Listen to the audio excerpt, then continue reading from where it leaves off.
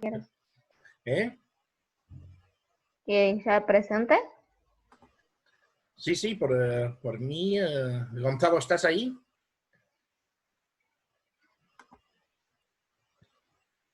A ver, igual No, aún no ha venido de beber. Sí, acá estoy, profe. ¿ya está? Bueno, lo presento entonces. Sí, sí. Bueno, ahora la charla es de Gonzalo Deras, la preparación física y su adaptación a las nuevas corrientes tácticas. Gonzalo es guatemalteco, tiene una licenciatura en Educación Física, Deporte y Recreación, es técnico deportivo con especialización en fútbol, maestro en Educación Física, técnico nivel 3 de fútbol graduado en El Salvador y en Guatemala en la Federación Nacional de Fútbol, preparador físico nivel 1, 2 y 3, graduado en Guatemala, curso de preparación física en la Universidad del Fútbol, CICEFUT, Pachuca, México, entrenador de fútbol nivel 1, 2 y 3, actualmente cursando maestría en periodización del entrenamiento deportivo, tiene un diplomado en metodología del entrenamiento contemporáneo, formación general en ciencias aplicadas al deporte, programa de becas olímpicas para entrenadores de la Universidad Galileo. Es docente en la Universidad de San Carlos de Guatemala, cátedra fútbol, y instructor de 3 años en la Federación Nacional de Fútbol de Guatemala, donde estuvo 19 años en la Liga Mayor, Primera División y procesos de selección en su país. Con ustedes Gonzalo Deras y la charla llamada La preparación física y su adaptación a las nuevas corrientes tácticas. Ok, Luján. Bueno, acá buenos días, acá son las 4 de la mañana en Guatemala. Muy contento de poder participar con ustedes. Escuché un poco de la participación del colega anterior. Espectacular, la verdad que muy bien, felicito. Igualmente agradecerle a Escafútbol, al profe Mario, por la invitación. Y nada, pues tratar de venir ahora y aportar, ¿verdad? A todo el Congreso. Estuve presente en la mayoría de las disertaciones del día de ayer y me parece que todos desde un punto de vista tenemos algo que poder aportar, ¿no? Obviamente escucho un poco la teoría del licenciado que trabajó antes, el profe Jorge, y realmente todos, en lo que es la preparación física, al igual que, que los entrenadores de fútbol, pues tenemos, como le dicen vulgarmente, ¿no? Nuestro librito. Pensamos, tenemos nuestra idea, nuestra forma de trabajar. Y yo en mi caso, pues tengo una particular, ¿verdad? Y esperemos poderla transmitir. Obviamente no soy el dueño de la verdad, pero sí tratamos, ¿no? Tratamos en algún momento de poder aportar. Así que voy a empezar con el tema de compartir pantalla para dar inicio a esto. Me dicen si lo ven, si lo ves ahí, Luchan, por favor. Ya. Y si se ve. Perfecto, ¿no? Es un poquito de lo que platicaste, ¿verdad? Eso ya, para que tengamos una idea, ya lo dijiste hace un ratito, pues no vamos a dejar mucho. Estos son los clubes los que he trabajado, ¿verdad? Ahí pongo en el centro el club con el que estoy trabajando ahora, que es el club del Ejército Nacional de acá de Guatemala, ¿verdad? O sea, es uno de los poderes del Estado aquí en Guatemala, es el Club Aurora, ¿verdad? Que tiene mucho abolengo, mucha tradición en nuestro país. En este momento está en la categoría en primera división, o sea, una categoría abajo de Liga Mayor. Un proyecto muy bonito, muy ambicioso, buscando regresar a Liga Mayor. Club Aurora, pues, es el tercer equipo del país en cuanto a logros a nivel nacional y también a nivel internacional. Entonces, es un club con mucho abolengo, el cual estoy trabajando ahora. Todos los que ven alrededor, que son los clubes diferentes con los que he trabajado, ¿no? El tema de la preparación física y su adaptación a las nuevas corrientes tácticas o a las corrientes tácticas que existen, ¿no? Las que son más, perdón, las que están más fijas ahora en el medio, ¿no? En el mundo del fútbol, ¿no? Vamos a hablar un poquito de lo que es la cronología en sí, de la planificación del entrenamiento, una vista rápida, ¿verdad? Porque solo para hablar de planificación del entrenamiento deportivo podríamos llevarnos, no sé, por lo menos media mañana tranquilos, hablando de todos los precursores de esto, ¿no? Pero vamos a dar un brochazo rápido en tres áreas que pienso que son las que más están enfocadas a nuestra área, ¿no? Ok, el enfoque analítico, ¿sí? El enfoque analítico, que va, lo subimos a subdividirlo en tres, básicamente el enfoque analítico, la periodización clásica, ¿no? ¿Sí? Hablando un poquito también de la contemporánea por algún momento, hablamos de Josselin cuando empieza la planificación clásica de la planificación anual, Mateyev que después, unos años después, casi una década o menos de una década, pues ya inculca y subdivide bien el periodo preparatorio, el periodo competitivo. Sonido ahí que...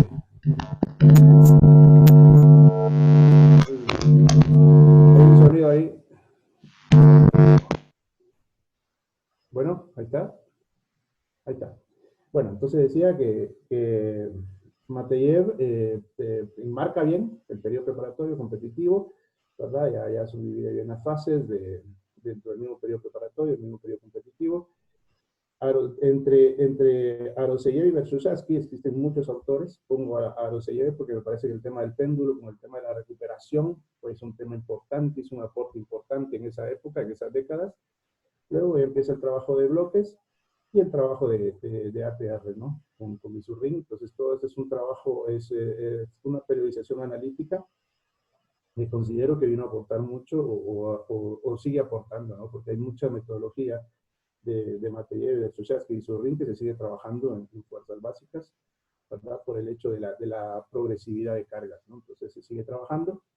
Me parece que es una periodización muy buena. Yo también la he utilizado muchas veces, ¿no? Luego, pues un poco de lo que platicaba el profesor anterior, ¿no? Y entre el microciclo estructurado a finales de la década de los 90, ¿sí? Con Paco Seirulo, que todos lo conocemos.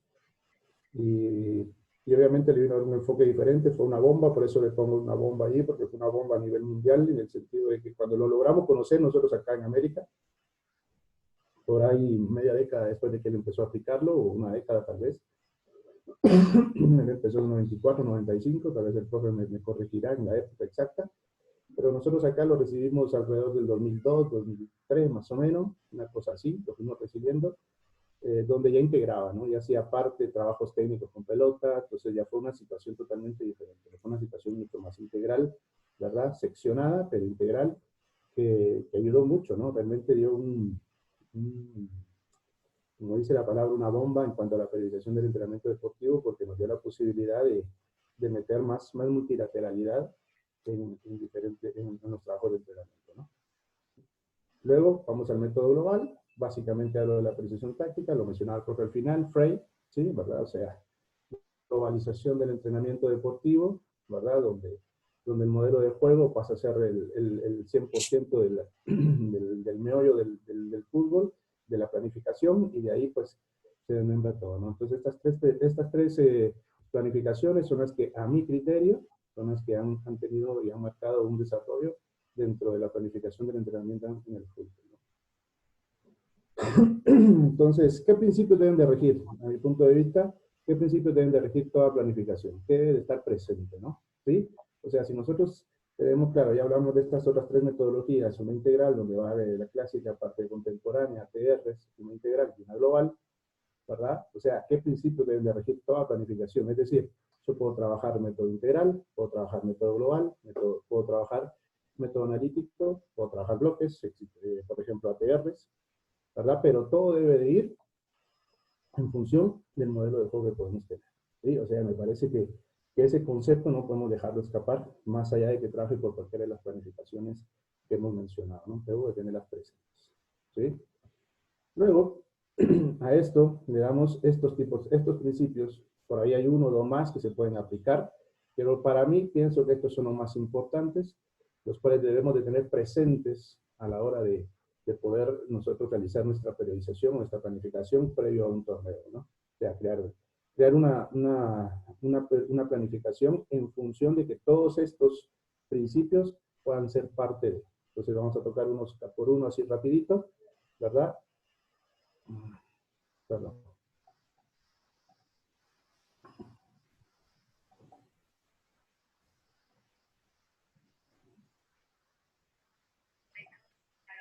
A ver si me queda así. No, no me saca acá. Perdón.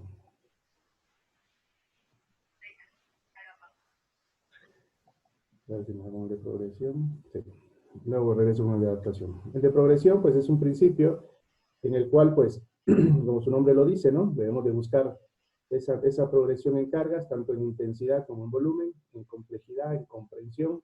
O sea, tengo que tener este principio bien claro, ¿sí? Porque sin este principio no puedo yo realmente poder ejecutar mi trabajo, ¿sí? O sea, necesito saber que cada vez debo ser más intenso, cada vez debo tener más volumen, debe ser de menos a más en la complejidad, en comprensión de la misma manera.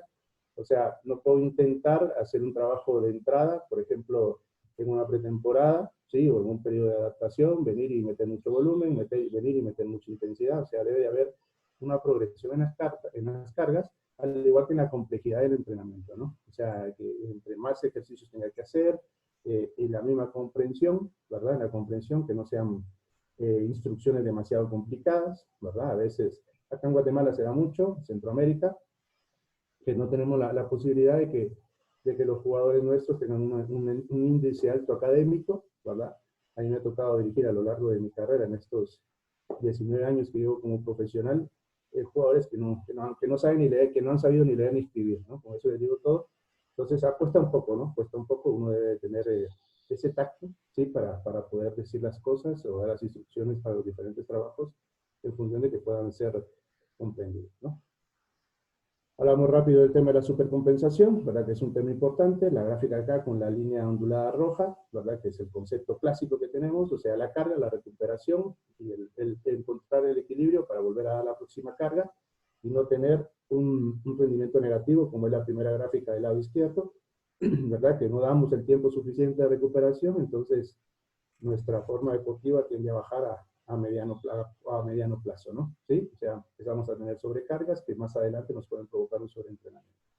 Y a su lado derecho, pues está la gráfica normal, la que buscamos, ¿no? O sea, el porqué de un entrenamiento deportivo, ¿no? O sea, lo que buscamos con la sobrecompensación es la carga ideal o el descanso ideal y nuevamente otra vez carga y descarga, buscando llegar a obtener una forma deportiva. Si arranqué en 20, pues ir avanzando a 25, a 30, a 40, en función de mis capacidades, ¿no? Esa es la idea de la sobrecompensación, tratar de aplicar las cargas en la manera correcta, ¿verdad? Para poder obtener una curva ascendente, no descendente. ¿Ok? Hablamos un poco de la especificidad, ¿sí? Yo pienso que debe estar presente siempre, características físicas, o sea, entendemos el tipo de persona el tipo de persona que tenemos, o sea, no solo tenemos un tipo de persona dentro del campo, un solo tipo de jugador, ¿verdad? Entonces es importante que la especificidad vaya en función de lo que queremos, puede ser por posición dentro del terreno de juego, o sea, dentro de la planificación deportiva, o sea, venimos y decimos, bueno, no puedo trabajar al defensa igual que al volante, o al volante igual que al lateral, etcétera, etcétera, ¿no? Por complemento del perfeccionamiento en alguna de las capacidades físicas, técnicas o tácticas, o sea, bueno, tengo un jugador que le cuesta recibir, que le cuesta pasar, ¿verdad? O que, bueno, puede ser más fuerte, puede ser más rápido. Entonces, busco, ¿no? Y busco hacer un trabajo específico con él a diferentes horas, diferentes días, en un tiempo de descanso, si por ejemplo no fue convocado y puedo trabajar un poco más fuerte con él ese día, o está suspendido, etcétera, etcétera, ¿no? O sea, buscar el momento. Si tengo el tiempo previo en una pretemporada, pues hacer un enunciado aparte y poderle tratar de complementar, ¿no? En aspectos psicológicos y emocionales, me ha tocado a lo largo de mi carrera trabajar con jugadores que tienen personalidades diferentes, ¿verdad? A veces cuesta un poco más. Acá mucho en Centroamérica, sea cuando tenés algún tipo de jugador que tiene más recorrido que los demás, a veces tiende un poquito, ¿no?, a perder un poco la humildad, ¿verdad? Entonces tienes que buscar la manera emocionalmente de poder entrar, que el tipo se compromete y trabaje. Hay algunos chicos que tienen sus problemas emocionales, por ejemplo, la casa, su esposa, etcétera, etcétera, ¿no? Entonces hay que buscar la manera específica de poder llegar hacia esas personas. Pienso que un poquito de todo esto entra, en mi caso en el club no lo tengo, lo he tenido en selección, lo he tenido en otros clubes, la posibilidad de tener un psicólogo, sí, o alguien que esté encargado de esa área, y es una ayuda bastante grande, ¿no? O sea, si nosotros como profesionales nos ubicamos cada quien en su área, pues las cosas son un poco mejores, ¿no? En este caso, si tienen el apoyo de un psicólogo, ¿sí?, o de alguien encargado de la parte emocional, pues obviamente les va a ser un poco más fácil, ¿no? La multilateralidad, ¿verdad? Que es un tema que yo creo que que sobre todo la periodización integral y la global dan la posibilidad de trabajarla, ¿no? Tal vez con la periodización táctica cuesta un poco más, pero, perdón, es cuestión de ponerse de acuerdo con sus cuerpos técnicos y buscar los momentos para poder trabajar. Por ejemplo, la fuerza, que es algunas de sus manifestaciones, ¿verdad? Que tenemos que buscar la manera de trabajarlos. O sea, lo que nos habla la multilateralidad es decir, trabajar todas las capacidades, ¿sí? Que estén alrededor, que son parte de un futbolista. O sea, yo no puedo venir y decir, bueno, quiero ser flexible, pero no puedo y no tener equilibrio, ¿sí? O sea, no puedo decir, bueno, quiero ser resistente, pero no tener fuerza. O sea, ¿a dónde voy a llegar? ¿Sí? O sea, tengo que tratar la manera de trabajar todas las áreas, como lo dice ahí, ¿verdad? Por ejemplo, en estos, lo que es la resistencia aeróbica, anaeróbica, potencia aeróbica, ¿verdad? Entrar en los umbrales de la zona, por ejemplo, estos, que son los umbrales, y que alguno tiene una duda al final, pues podemos ahondar, ¿verdad? Más o menos las zonas de frecuencia cardíaca para los trabajos de capacidad aeróbica, de los umbrales aeróbicos, los umbrales anaeróbicos, ¿verdad? Los tipos, las frecuencias más o menos. Esos son unos umbrales a dedo, ¿no? En el sentido de que son promedios que han existido de estudios, ¿verdad? Entonces, más o menos en esa zona estamos trabajando umbral aeróbico, por ejemplo, en 130, 150 pulsaciones, ¿verdad? La zona mixta entre ambos, donde ya el asunto del metabolismo ya funciona de otra manera, ¿verdad? Ya empezamos a quemar un poco más de grasa, dejamos de quemar grasa, empezamos a quemar glucógeno y carbohidratos, y al igual en la zona ya propiamente del umbral anaeróbico, que es este de acá, entre 180 y 160 y 180 pulsaciones, ¿no? Los sustratos energéticos entran dentro de esto, o sea, saberlo manejar, tenemos que tener la idea cuál es lo primero que quemo, lo segundo que quemo y lo tercero que quemo, ¿sí? O en qué zona estoy quemando a la hora de estar trabajando. O sea, nosotros como metodólogos del entrenamiento, el entrenador cada vez es mucho más capacitado, ¿verdad? Y eso nos da la facilidad a nosotros como preparadores físicos de poder hablar de estos temas un poquito más abiertamente. O sea, saber nosotros, bueno, vamos a hacer un trabajo de automatismos, por ejemplo, ¿sí? Entonces, yo sé que el automatismo lo puedo meter en tema de grasas, ¿sí? Entonces vengo y lo meto en tema de grasas y trabajo resistencia aeróbica en este caso, por ponerles un ejemplo, ¿no? Aparte está la flexibilidad, me parece que es fundamental, ¿verdad? Poder trabajar la flexibilidad en sus tres grandes manifestaciones, tanto la absoluta, la de trabajo y como la residual, ¿no? Las capacidades coordinativas depende de la categoría en la que estemos y también depende un poco de las evaluaciones que podamos hacer, auxiliarnos de las ciencias que necesitamos para poder evaluar previo y tener una idea, ¿no? Pero el equilibrio, la construcción de espacio-temporal, el acústico-óptico, el equilibrio dinámico, ¿verdad? Son partes que son un concepto dentro de las capacidades coordinativas que debemos de trabajar, ¿sí? Entonces eso nos va a ayudar, ¿sí? Si yo tengo un jugador que le he logrado desarrollar la concepción espacio-temporal de una mejor manera, ya va a ser mucho más fácil que pueda desarrollar una acción táctica, ¿no? Y de desmarque o de relevo, o sea, si tiene desarrollado estos aspectos coordinativos, nos va a ser mucho más fácil que pueda desarrollar los aspectos tácticos que existen, ¿no? La variedad nos pasa un poco, a veces nosotros tenemos un librito y decimos, bueno, hago esto, me salió bien, y lo trabajo mañana, y lo trabajo pasado, y pasado mañana, y cuando me doy cuenta, o sea, ya trabajé 10 días así, y, y al final de cuentas no me lleva a que el jugador pues tenga una evolución, ¿no? O sea, en la estructura de los entrenamientos, la variedad es fundamental, por eso es que planificamos, ¿verdad? O sea, más allá de que podamos llevar la planificación semanal, ¿sí? En un morfociclo o en un microciclo estructurado, o sea, tener la idea, uno de lo que ha venido haciendo, de lo que va a hacer, en función de no aburrirlos, ¿no? El orden de las tareas, o sea, o sea, tal vez el orden es difícil que algunos órdenes se puedan cambiar, pero sí por lo menos la misma instrucción la estructuración de esa tarea, no hacerla de la misma manera, ¿verdad? O hacerla en un ambiente diferente. El mismo contenido de las tareas, o sea, tener esa variabilidad. Nosotros como preparadores físicos tenemos bien claro dentro de los métodos, que no lo meto ahí, dentro de estos principios, que es la improvisación, ¿no? Que es un método que utilizamos, que realmente obviamente no es el óptimo, porque realmente no debemos de improvisar, o debemos de improvisar lo menos posible, pero es imposible que no improvisemos. Es mentira, el que te diga que no improvisa, para mí es mentira. Todos improvisamos en algún momento, ¿no? ¿Verdad? Porque es parte de, Entonces nosotros como preparadores físicos nos tenemos que ir dando cuenta, nos damos cuenta rápido, ¿verdad? De que si el trabajo que estoy haciendo se vuelve tedioso, se vuelve pesado, entonces uno buscar la manera de ir cambiando los órdenes de las tareas, ¿no? En exigencia física, o sea, no puedo ir todo el tiempo haciendo trabajos de, por ejemplo, no puedo, yo sé que una capacidad apaga otra, entonces, por ejemplo, no puedo yo venir y hacer un trabajo, no sé, de resistencia, de potencia aeróbica, si por ejemplo ya hice un trabajo de fuerza explosiva intenso, y ya quemé los sustratos, cinco tipos de sustratos, y pienso que ya no va a ser, ¿no? O sea, si ya trabajé algo, no puedo hacerlo, entonces mi exigencia física debe de tener esa congruencia, debe tener esa variabilidad, o sea, si voy a trabajar potencia aeróbica, por ejemplo, arriba del umbral de anaeróbico, bueno, no hacer una pasada todo el tiempo, ¿no? Hago 10 por 10, o 5 por 5, o 10 por 6 segundos de recuperación, 10 segundos de trabajo por de recuperación, por ponerles un ejemplo, y lo hago siempre, cada vez que tengo la posibilidad que el técnico me dice, mira, tenés tiempo ahora, o mira, hiciste tanto, todo este complemento, entonces vengo y hago una exigencia física y siempre hago lo mismo, o sea, tener esa variabilidad, ¿no? ¿Sí?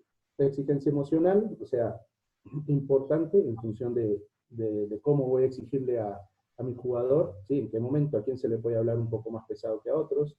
Ayer lo platicaba uno de los ponentes en lo de las charlas, o sea, la psicóloga me parece, que a veces no le puedes hablar igual a todos. Ella hablaba de los chicos, pero también en profesionales se da un poco, ¿no? Hay que saber cómo hablarles en algún momento determinado, cómo expresarse, sin uno perder la esencia de su trabajo, ¿no? En función de la recreación, pues tratar de no hacer los mismos juegos recreativos, de no hacer lo mismo, hacer armónico el trabajo, ¿verdad? Tener esa capacidad de variabilidad en función de que no hagas el mismo juego recreativo, de que busques verlos a ellos. En mi caso, yo soy maestro de educación física, pues manejo la mayoría de deportes, entonces eso me da un poquito, en mi caso propio, una facilidad, ¿no? De meterles algún trabajo de básquetbol, de voleibol, que en algún momento lo distrae un poquito y lo saca del fútbol en ese momento, ¿no?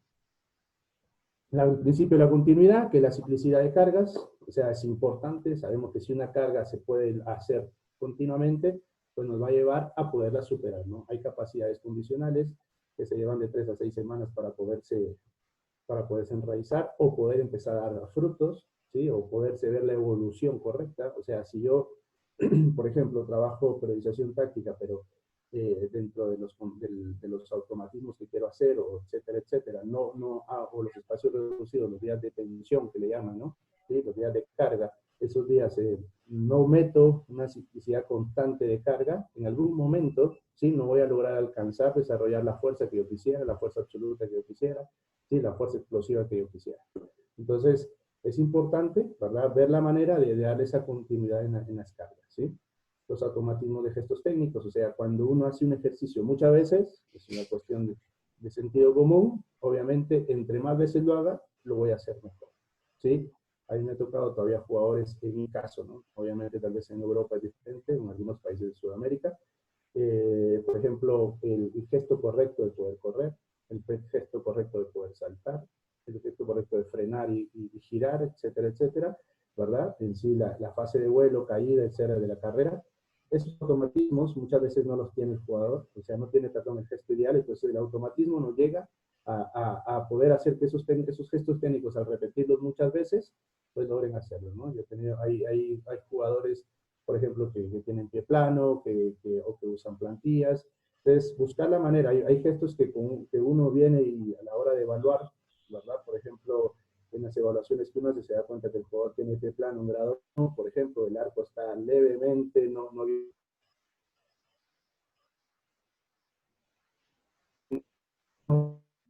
normal, el arco del pie, entonces hay algunos gestos que le van a costar hacerlos, ¿verdad? Entonces, buscar la manera, ¿no? Ejecutar. Un poquito de reversibilidad.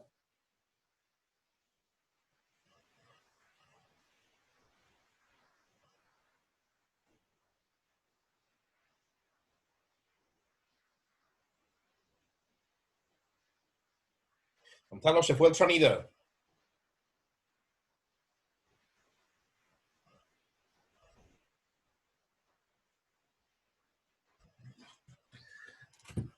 Parece que tenemos un problema de sonido.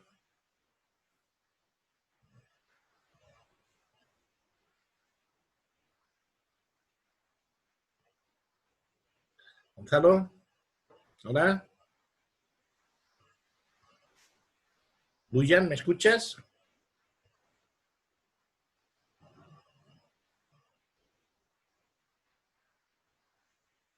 ¿Me escucháis? Sí, perdón, estaba hablando sin conectar. Ah, no. Y ahora sí te escucho. Sí, Sí, sí, tuvo un problema con la computadora, debe ser que se le trabó, por eso salió de la reunión. sí, exacto. No, pero sigue en la Ahí te reunión. volví. Él, lo que no tiene es el micro. El micro no lo tiene.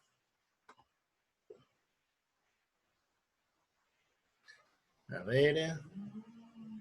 Ya, parece. Gonzalo, ¿estás?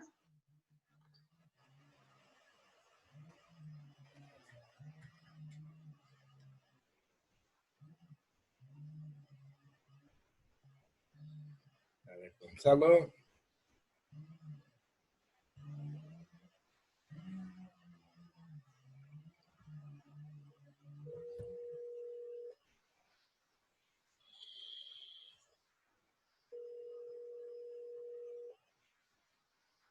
Ahora salió Gonzalo.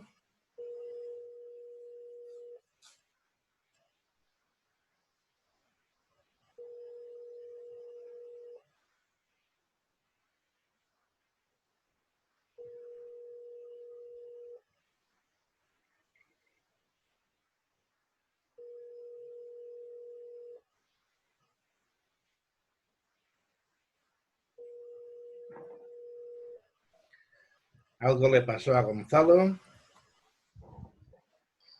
A ver si lo localizo por el teléfono.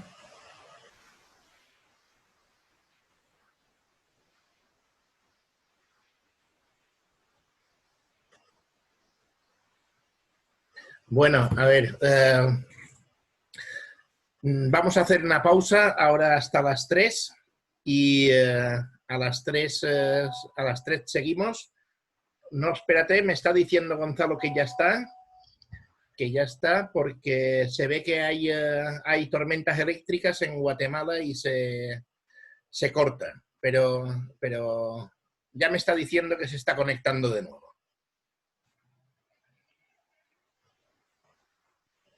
Ya está ahí, Gonzalo. Ahora está. Perdón. No sé si estoy compartiendo pantalla igual. Sí, te estamos viendo. Perdón, pero acá en Guatemala, espantoso. Hubo una lluvia todo el día de ayer y sobre todo en la parte de la noche.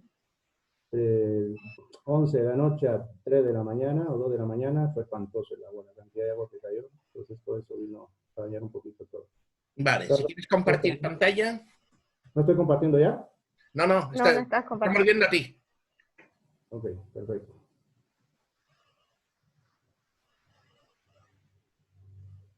Un segundo.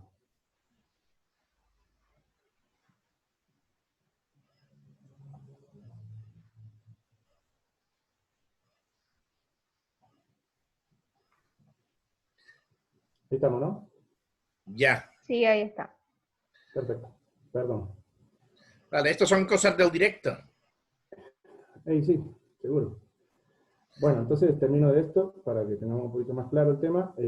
Hablé un poquito de la reversibilidad, voy a hablar un poco de individualización, es decir, buscar el tipo un poquito de especificidad, va ligado con especificidad, ¿sí? En el sentido del tipo de somatotipo que tengamos, ¿sí? El tipo de capacidad de adaptación que podamos tener, el tipo de fibra, digamos, si tenemos lesiones, o sea, no es lo mismo recibir un jugador a la hora de empezar una pretemporada con una lesión preestablecida, o tener un jugador dentro del torneo con una lesión establecida, no lo puedo trabajar igual que los demás, tengo que hacer un trabajo individual, ¿no?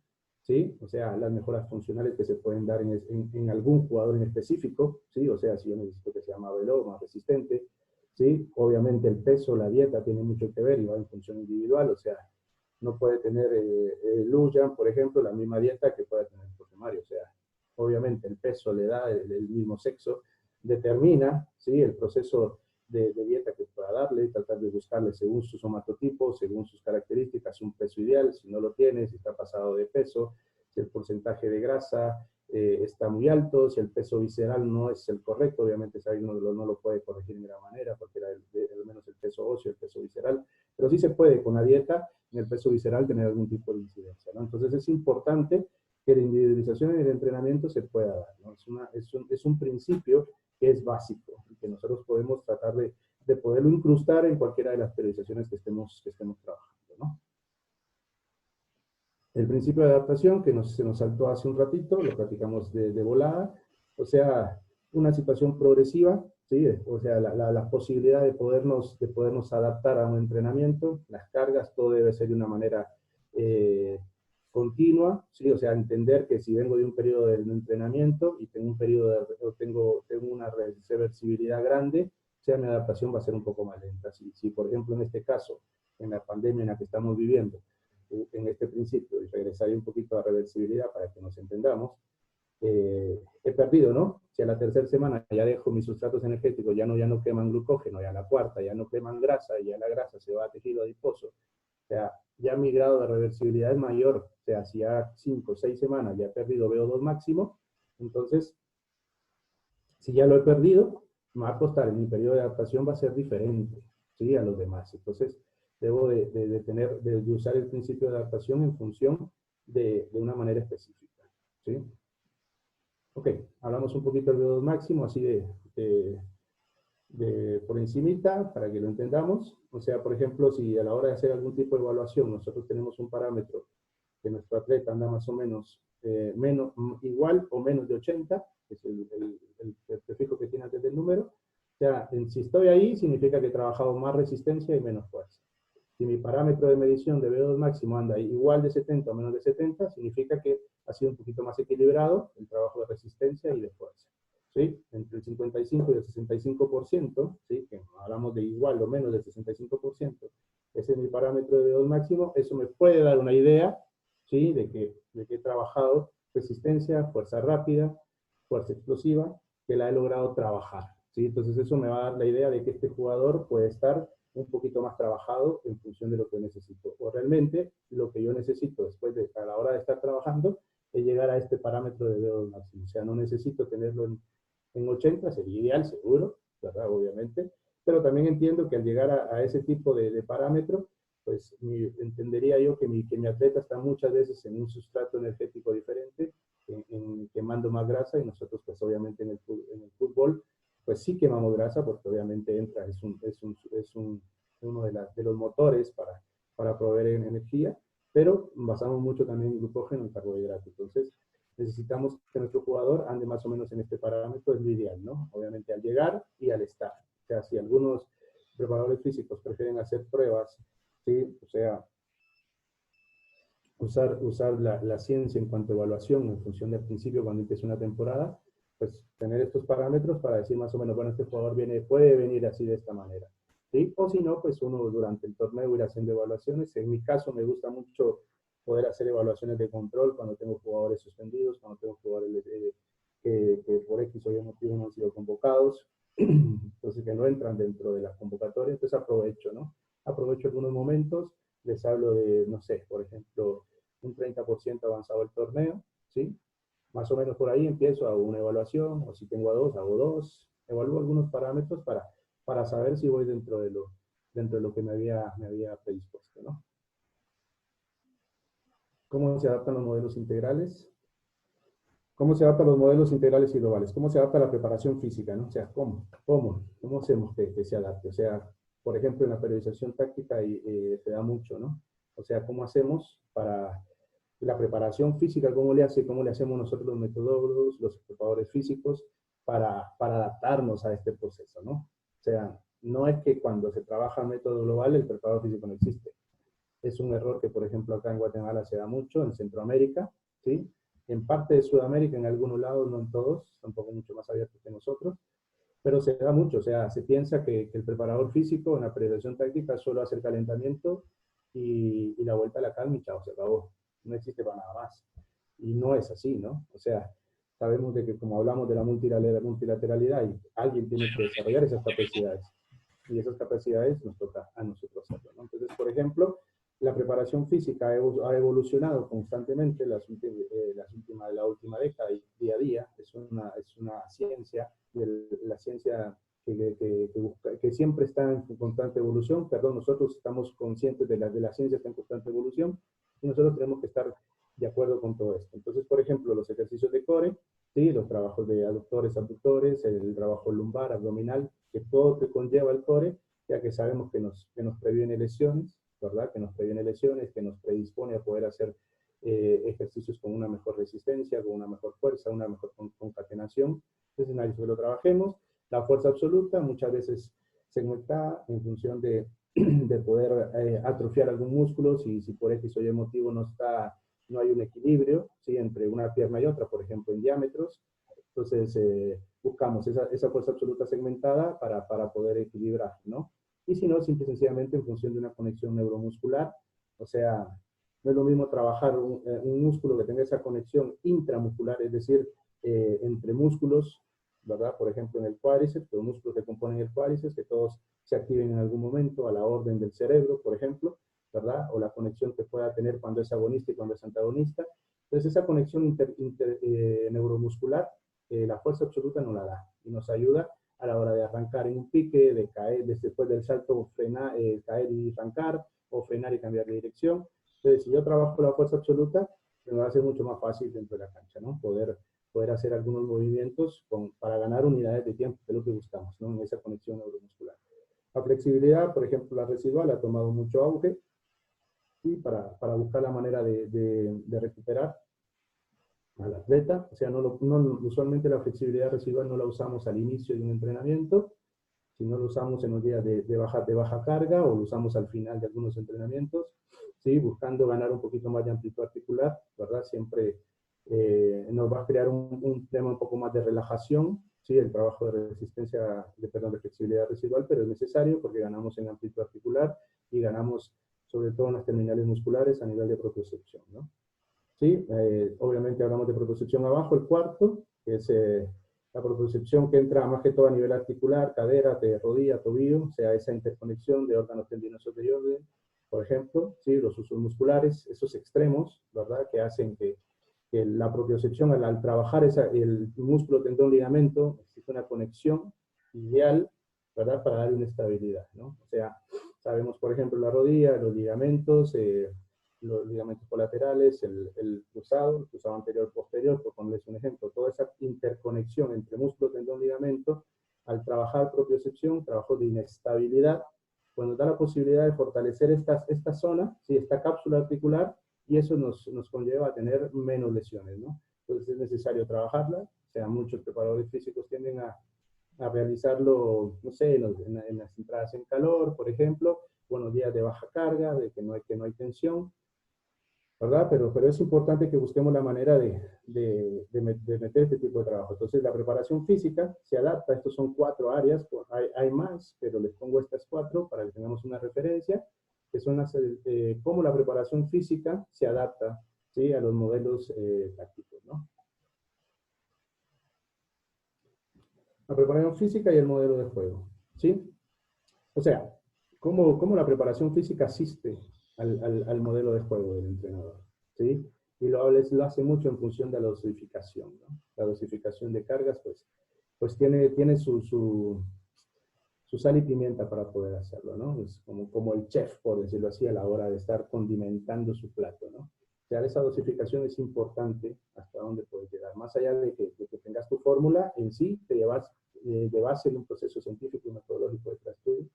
Lo que hablaba hace un rato de, por ejemplo, saber qué sustratos quemé el día anterior y qué puedo hacer hoy, ¿verdad? En qué estoy, si acumulé algún tipo de acidez en el músculo, si, por ejemplo, tuve una carga muy alta de pretemporada y acumulé serotonina, por ejemplo, triptófano que me llevó a acumular serotonina, entonces sé que no puedo ahorita hacer trabajos explosivos. Si, por ejemplo,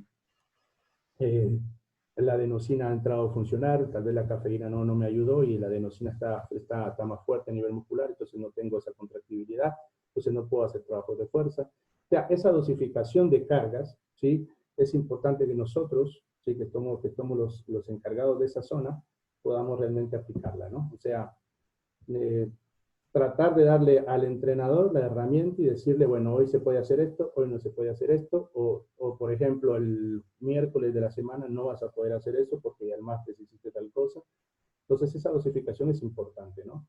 Obviamente, uno tiene una planificación macro que se va volviendo diaria, ¿verdad? Pero al final de cuentas tenemos que tener también ese sentido de la empatía, ¿no? Ese sentido de la empatía, nosotros, sobre todo los que ya llevamos un poco más de tiempo, nos vamos dando cuenta de eso. A veces uno cree que las cosas van de una manera, pero resulta que no, ¿no? Que por X o Y motivo no se pudo, porque teníamos programado que veníamos de viaje a tal hora, por ejemplo, trabajamos que nos toca partido miércoles, y el martes teníamos que regresar, no sé, a las 2 de la tarde, el jueves a las 2 de la tarde, y resulta que habían parones, aquí en Guatemala las carreteras son muy malas, ¿verdad? Por ejemplo, si uno va al sur en tiempo de zafra, hay 80.000 trailers donde no se puede pasar y se atrasa, etcétera, etcétera. Entonces resulta que en vez de venir a las 2, venimos a las 8 de la noche. Eso no lo tenía contemplado en la planificación, ¿no? Obviamente pasé más horas en viaje, más horas sentado, más horas en el bus. Entonces todo eso me tiene que cambiar. Entonces esa empatía que yo puedo entender, que yo puedo decir, no pasamos tanto tiempo sentado, la circulación linfática me pudo haber afectado, esto y esto, entonces tengo que cambiar, ¿no? Entonces mi dosificación de cargas debe de ayudar al entrenador para que su modelo de juego se vea bien, ¿sí? La compensación entre cargas y sesiones, lo que hablaba un poquito ahorita, o sea, cuándo puedo cargar más, cuándo no, ¿verdad? Entre sesión y sesión, si hago dobles turnos, o sea, si quiero, si acumulé, por ejemplo, algún tipo de acidez en el turno de la mañana y puedo hacer un trabajo mixto, en un umbral mixto, ¿sí? Trabajar entre, no sé, 160, 170 pulsaciones para tratar de activar un poco nuestro metabolismo y al mismo tiempo resintetizar un poco de acidez, ¿sí? O sea, esa compensación entre cargas y sesiones es importante que nosotros la podamos manejar y que la preparación física le aporta mucho al modelo de juego, ¿no? Buscar ese equilibrio homeostático, o sea, saber cuándo podemos volver a trabajar, más allá de que existen en algunas periodizaciones los días que hay de carga, ¿sí? Buscar ese equilibrio homeostático, ¿sí? Muchas veces va a depender también no solo de un viaje, como hablaba, puede hablar de que la semana a lo mejor el calendario no fue muy bueno para mí, en el sentido de que me toca jugar 3 partidos de visita, si es una semana corta o de choque, y resulta que tuve que viajar y me tocó viajar un montón de tiempo. Aquí en Guatemala, por ejemplo, está muy marcado el profe que dirigió acá, el profe Mario, que dirigió acá, o sea, está muy marcado. Hay zonas muy altas, zonas muy bajas, hay costa, hay altiplano. Entonces, por ejemplo, si nos toca viajar mucho y nos tocó ir a tener a la costa, por ejemplo, y tuvimos un desgaste, ¿sí? A nivel de deshidratación que nos perjudicó, entonces obviamente tenemos que buscar la manera de tener ese equilibrio a la hora de poder hacer la ejecución de cargas, ¿no? Entonces, es importante que siempre busquemos nosotros que el jugador esté bien, que tenga ese equilibrio homeostático, que se siente, que tenga esa homeostasis, ¿no? Esa homeostasis en función de poder equilibrar la compensación de cargas y la dosificación de la misma, ¿no? La aplicación científica de los principios del entrenamiento, o sea, entender en qué momento puede haber reversibilidad, en qué momento podemos dejar o aplicar el principio de continuidad o de variabilidad en el entrenamiento. O sea, somos nosotros los que tenemos dentro de nuestro esquema a la hora de planificar, poderla ejecutar, ¿sí? O sea, poder venir y hablar con el entrenador y decirle, bueno, mira, esta parte no la hemos tocado, o sea, no hemos sido específicos, entonces se nos falta trabajar con los centros delanteros tal cosa, o mira, tus volantes laterales, o tu lateral, o tu extremo, o sea, necesitamos que tenga un trabajo específico porque vos estás requiriendo que el jugador cambie de ritmo más rápido que los demás, que tenga menos tiempo de recuperación en sus esfuerzos, entonces necesitamos entrar en un área específica con él. Entonces, entro al área de especificidad y busco trabajar con los jugadores que tienen ese tipo de recorridos, algún tipo de trabajo diferente, ¿no? O si, por ejemplo, tengo un jugador que puede ser desarrollado más fuerte, más potente, más rápido, pues hablarle al coach, al entrenador, al mister, y buscar la manera que le dé el tiempo para poderlo trabajar y que obviamente si un jugador, por ejemplo, tiene entonces, tipo fibra B2 en función de la explosividad y no lo estamos trabajando como debe de ser, pues estamos perdiendo. Entonces decirle al coach, al mister o al entrenador, bueno, mira, puedo trabajar con este tal día, ¿sí? Y poder tratar de optimizar ese tipo de fibra o tales días a la semana para utilizar el principio de continuidad y puedo trabajarlo y esto nos va a hacer mejor, sin llegar a hacer una sobrecarga, para no provocar un sobreentrenamiento, ¿no? Pero es importante que nosotros como como preparadores físicos, ¿sí? Aportemos en estas 4 áreas, por ejemplo, pueden haber 2, 3 más, como les repito, no soy dueño de la verdad, pero es más o menos la idea que yo tengo. Es importante que nosotros como preparadores físicos ayudemos al técnico y seamos una herramienta confiable para él, ¿verdad? Y lograr tener ese nexo, ¿no? A mí me ha tocado trabajar alrededor de 18 técnicos en mi carrera deportiva, y hay algunos más abiertos que otros, hay algunos entrenadores más cerrados que otros, ¿no? Por ejemplo, me tocó trabajar con el profe Mario Rey, una persona muy abierta, ¿no? O sea, que está muy abierta a que uno pueda opinar, a que uno pueda desenvolverse, ¿verdad? Pero también me ha tocado con algunos coaches, algunos mister que son un poco más cerrados, ¿no? Y que cuesta un poco y piensan que a veces uno quiere usurpar ciertas situaciones, ¿no? Aquí en Guatemala, sobre todo a mediados de la década del 2000, 2010, en esa época, a mediados, se dio mucho esa situación de que había muchos preparadores físicos que se quedaban de base en un club. Entonces el técnico que llegaba pensaba que ese preparador físico no lo iba a respaldar, ¿verdad? Y se dio mucho acá en Guatemala, o sea que el preparador físico estaba solo haciendo su trabajo sin meterse con el trabajo del técnico, ¿no? Entonces yo vi eso de cerca, en mi caso propiamente, y siempre he buscado, ¿sí? Ser una herramienta del técnico, ¿sí? Ser un asistente del técnico. O sea, si no existe una buena relación interpersonal entre el coach y el preparador físico, con el psicólogo, con el subentrenador, con el entrenador de porteros, ¿verdad? Con el kinesiólogo, con el doctor, si no existe una buena interrelación entre ellos, es muy difícil, ¿sí? que podamos trabajar. La preparación física y el modelo de juego es... hay que buscarle la vuelta en el sentido de que entendamos, ¿sí? que es una herramienta en la cual podemos sacarle provecho. Es una frase un poquito durita, pero que conlleva, y estoy terminando ahora mi presentación y entro a preguntas, pero es mucho en función del grupo que estoy trabajando ahora, el grupo de Aurora, es el grupo del ejército. Esta palabra de mátame al final es un poquito fuerte, ¿sí? Pero yo la uso desde del momento metafórico, ¿no? O sea, si avanzo, sígueme, si me detengo, aprémiame, si retrocedo, mátame. O sea, la frase en sí denota un poco lo que es Gonzalo Deras en su trabajo y en su vida. O sea, es un tipo que siempre va para adelante. Hablaba ayer uno de los ponentes, ¿verdad? Sobre las situaciones plomo y oro, ¿no? Los pensamientos plomo o actitudes oro y plomo, ¿no? Entonces, por ejemplo, soy un tipo que busca más lo oro, va buscando siempre la manera de motivar, de ir para adelante, de no desfallecer, ¿verdad? Ya es mi característica, ¿verdad? Entonces, esta frase pienso que se aplica mucho en mí. Abajo pues les pongo alguna foto de las medallas que he conseguido de campeón y subcampeón acá en Guatemala, que es uno de los logros más grandes, ¿verdad? Que he tenido en mi carrera deportiva y que los tengo ahí bien colocaditas en mi oficina, porque pienso que me he esforzado mucho para poderlas conseguir, ¿verdad? Les quiero agradecer a todos por la atención. Tal vez les salió un poco más rápido, sentí que no terminaba la ponencia, pero si tenemos alguna duda, pues estamos a la disposición de poder abordarla, ¿no? Muchas gracias, Gonzalo. Si alguien le quiere hacer alguna pregunta, puede hacerlo ahora.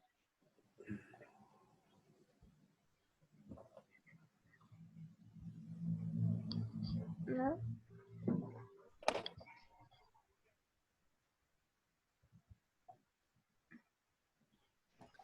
Yo a Gonzalo creo que poco le tengo que preguntar, lo conozco a la perfección, hemos trabajado juntos, sé cómo trabaja, sé todo lo que nos ha dicho no lo sé, pero me imagino y lo he visto trabajar, por eso yo duda con él no tengo ninguna. Quiero agradecerle su ponencia, quiero agradecerle también el haber aceptado estar aquí con nosotros y si alguien tiene alguna pregunta, pues ahí está él para que conteste.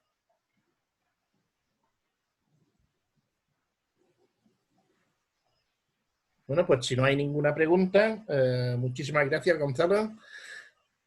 A las 4, o sea, hay un problema. Teníamos programado a las 3 un ponente que es Marcos José Sánchez, pero Marcos José Sánchez ha tenido que salir rápido. Estaba antes aquí conectado y se ve que se ha muerto alguien muy cercano y ha tenido que abandonar la sesión que estaba él conectado y ahora me acaba de mandar un mensaje de que es verdad que es una situación grave y ha tenido que dejarlo. Por eso la ponencia de las 3 la dejamos aparte y empezaremos con la ponencia a las 4, que va a ser Javier Graziotti. Y nada, vamos a comer un poco, los de Sudamérica o Centroamérica, desayunar o no sé ahora qué hora será ahí, pero acá ya son, es para En desayunar. Argentina volvemos a las 11. Las 11, aquí ya son la 1 del mediodía, en Guatemala me supongo que serán las 8 de la mañana o las 7. No, acá van a ser las 8. Digo, o sea, Acá van a volvemos ser en las 8. Argentina a las 11. Acá van a ser las 5 de la mañana, 5 menos 10 de la mañana. A las 5 de la mañana. Sí. Ahora Bueno, pues a meterse a la cama de nuevo. ahí está, es lo que te iba a decir, tienes 3 horas. Ahí, seguro. Entonces a las 11 de Argentina, a las 8 de Guatemala y a las 4 de España nos volvemos a ver aquí, ¿de acuerdo? Bueno. Listo. Venga, Genial, entonces. muchísimas gracias. Listo, gracias a todos por la atención y estamos a la orden siempre. Saludos. Gracias.